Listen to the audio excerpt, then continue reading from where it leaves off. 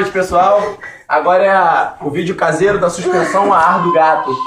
Suspensão enroscável. Aqui é preciso um gato e preciso uma fita.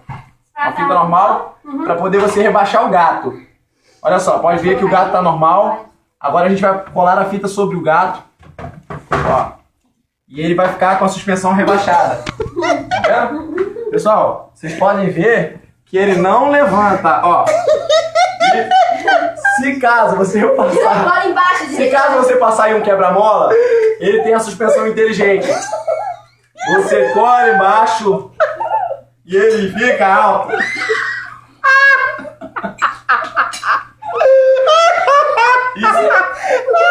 Isso você pode observar que esse é um sistema de suspensão alongado. Meu cinegrafista está passando mal. Tá vendo? O sistema de suspensão alongado permite você passar em buraco, o carro vira Big Full e o gato também. Você tira a fita, automaticamente ele volta ao normal. Mas se você colar ela em cima, ele rebaixa automaticamente e não sai. Olha, suspensão rebaixada, túnel gato. Valeu!